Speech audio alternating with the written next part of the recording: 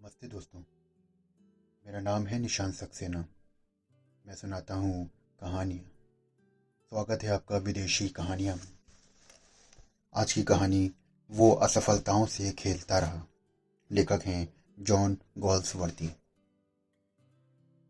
ऋतु गर्म हो या ठंडी, अच्छी हो या बुरी, इससे अधिक निश्चित बात ये कोई ना थी कि वो लंगड़ा आदमी शहतूत की टेढ़ी मेढ़ी छड़ी के सहारे चलता हुआ यहाँ से अवश्य गुजरेगा। उसके कंधे पर लटकती हुई खपच्चियों की बनी हुई टोकरी से एक फटी पुरानी बोरी से ढके हुए ग्रोन सील के बीज पड़े हुए थे। ग्रोन सील घास की तरह एक छोटा सा पौधा है जिसमें पीले रंग के फूल लगते हैं।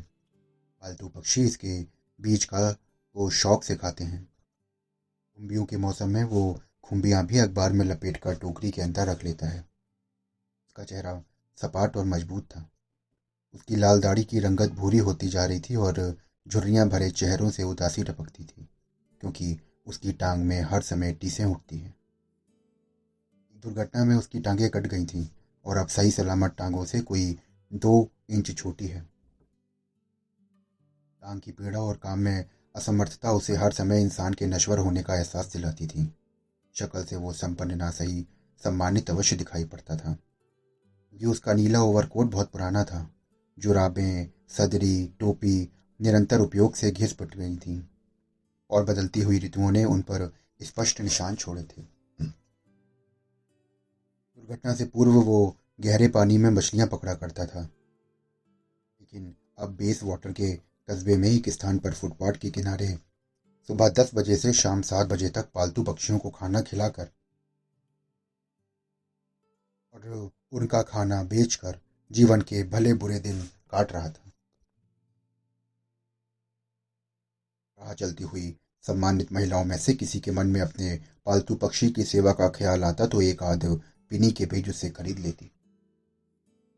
जैसा कि वो बताता था, कई बार उसे बीज प्राप्त करने में बहुत कठिनाई होती थी।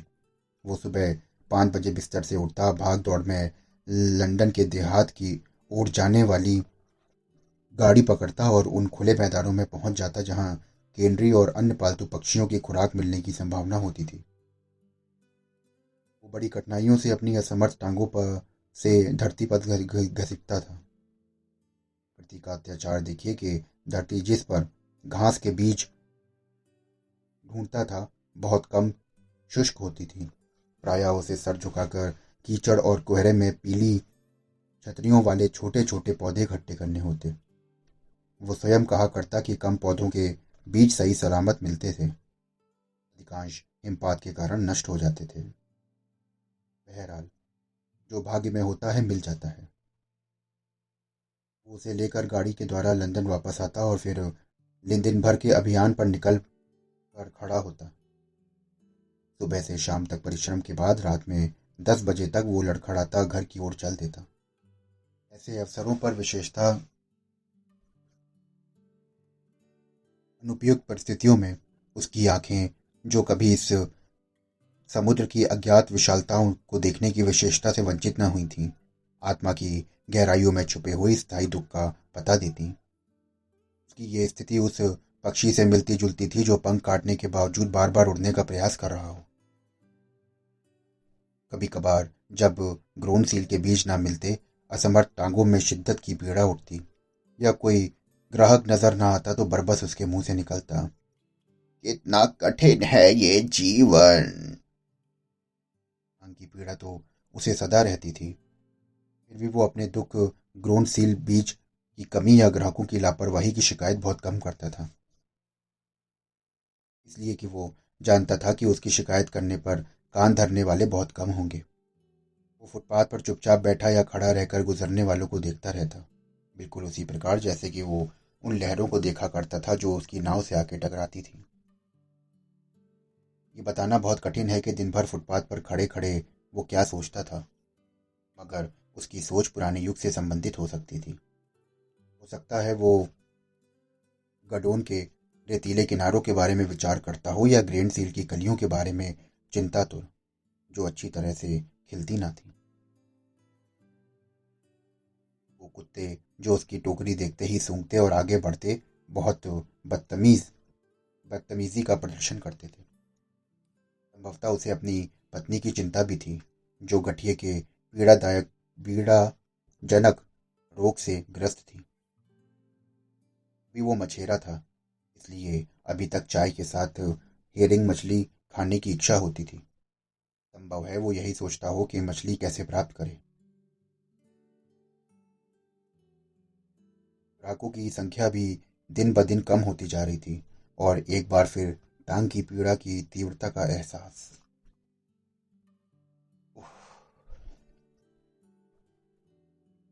राह चलने वालों में से किसी के पास इतना समय न था कि क्षण भर रुके उसकी ओर देखे। कभी कभार कोई महिला अपने चहेते मियाँ मिट्ठू के लिए एक पीनी के बीज खरीदती और लपक झपक आगे बढ़ जाती। सच बात तो ये थी कि उसकी ओर लोग देखते भी क्यों। उसमें ऐसी कोई खास बात तो ना थी। बेचारा सीधा साधा दाढ़ी वाला आदमी था। उसके बीज भी इतने खराब होते थे कि लोग अपने पक्षियों को खिलाना पसंद न करते, और साफ कह देते कि तुम्हारे ड्रेनसील के बीज अच्छे नहीं होते। और फिर वो क्षमा पूर्वक कहते, शायद ऋतु भी खराब है, इस वजह से ऐसा होता है। ऐसे अवसरों पर वो कुछ इस प्रकार का उत्तर देता था, जी हाँ, जी हाँ मध्यम। उसकी ये बात 100% सच थी, लेकिन लोग उस पर अधिक ध्यान न देते और अपने कामों के लिए आगे बढ़ जाते। शायद वे समझते हों कि लंगड़े का हर बात अपनी टांग का जिक्र करना शोभा नहीं देता। प्रकटतः यही नजर आता है कि वो अपने जख्मी टांग का हवाला देकर दूसरे की हमदर्दी प्राप्त करना चाहता है। असल बात यह है कि उस व्यक्ति में वो शर्म लिहाज और शराफत मौजूद थी जो गहरे पानी के मछुआरों में विशेषता है। किंतु टांग का जख्म इतना पुराना हो चुका कि हर वक्त उसकी चिंता लगी रहती। ग्राहक भी खुश होकर उसे आधी पीनी के बजाय कभी कभी एक पीनी दे डालते। हो सकता है इस टिप के कारण उसके अवचेतन रूप में अपनी टांग का जिक्र करने की आदत हो गई हो। वो कभी छुट्टी ना करता था। कभी कभार अपनी जगह से गायब हो जाता तो ऐसा उस समय होता जब टांग की पीड़ा बहुत ज्यादा बढ़ जाती। वो इस स्थिति को कुछ इस प्रकार बयान करता कि आज तो तकलीफों का पहाड़ आ पड़ा है। बीमार पड़ता तो उसके जिम्मे खर्चे बढ़ जाते। फिर जब काम पे लौटता तो पहले से अधिक परिश्रम करता। अच्छे बीजों की खोज में दूर दूर तक निकल जाता और रात गए तक फुटपाथ पर खड़ा रहता ताकि बिक्री अधिक हो और छुट्टियों की क्षतिपूर्ति हो सके। उसके लिए खुशी का अवसर केवल एक था, वो था क्रिसमस का त्योहार। कारण ये था कि क्रिसमस पर लोग अपने पालतू पक्षियों को कुछ अधिक ही कृपालु हो जाया करते थे। उसकी खूब बिक्री होती थी। बड़े दिन का कोई विशेष ग्राहक उसे 6 पेंस की रकम भी दे डालता। फिर भी ये बात अधिक सुखद न थी, क्योंकि आर्थिक परिस्थितियां अच्छी हों या बुरी, इन्हीं दिनों में हर साल उसे दमे का रोग दबोच लेता था। यूं लगता कि जैसे वो किसी मछेरे का भूत हो जो समुद्र में डूब गया था। ऐसे समय में प्रातःकाल के धुंधले प्रकाश में जब अध पके ग्रोंडसील के बीज टटोलता तो उन्हें पक्षी शौक से खा सके, तो उसके पीले खुरदुरे हाथ काम जाते थे। वो प्रायः कहा करता था, आप कल्पना भी नहीं कर सकते कि शुरू में इस मामूली से काम के लिए मैं अपने आप को कितना तैयार करता हूँ। जिन दिनों टांग का जख्म नया था और कई बार चलते यूं महसूस होता था जैसे मेरी नजर पीछे रह जाएगी। मेरे जीवन सर से पांव तक दुखों से भरा हुआ है। यहाँ वो एक अविश्वसनीय अंदाज में मुस्कुराता और फिर इस टांग को देखते हुए कहता जो पीछे घसीट रही होती थी।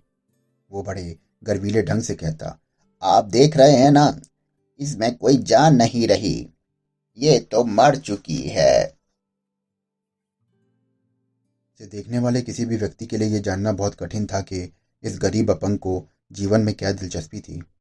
स्थायी असहायता, दुख और गरीबी के स्याह पर्दों के नीचे वो थका हारा अपने जर्जर पंख हिलाता रहता था। जीवन प्रकाश को देखना बहुत कठिन था। उस व्यक्ति का जीवन से चिपटे रहना बिल्कुल अस्वाभाविक दिखाई देता था। भविष्य में उसके लिए आशा की कोई किरण ना थी, और ये बात तय थी कि भविष्य उसके वर्तमान से कहीं अधिक खराब और खस्ता आएगा। फिर भी ये बात विश्वास से कही जा सकती थी कि उसके मस्तिष्क में कभी विचार ना आया होगा कि वो ऐसा जीवन क्यों व्यतीत कर रहा है, क्यों कष्ट उठा रहा है, और अपने कष्टों के बारे में सोचकर शायद अपनी सहनशीलता पर वो आंतरिक प्रसन्न होता होगा। ये बात सुखदायक बहुत थी। भरी पूरी दुनिया में कोलाहल से आबाद सड़क के किनारे टोकरी के पास छड़ी के सहारे वो निढाल किंतु संकल्प पूर्वक चेहरा लिए इस महान और असाध्य मानवीय गुण की एक जर्जर प्रतिमा की तरह खड़ा है, जिससे अधिक आशयपूर्ण उत्साहजनक भावना दुनिया में कोई नहीं। वो आशा के बिना प्रयत्न का एक जीवंत उदाहरण है, जीता जागता प्रतिबिंब है। दोस्तों, ये थी आज की कहानी। अभी आप सुन रहे थे वो असफलताओं से खेलता रहा। आशा करता हूँ कि आपको ये कहानी बेहद पसंद आई होगी। अगर आप ऐसे ही विदेशी लेखकों की कहानियाँ सुनना चाहते हैं तो मेरे चैनल को फॉलो करिए, सब्सक्राइब करिए। फिर मिलता हूँ एक नई कहानी के साथ। शुक्रिया।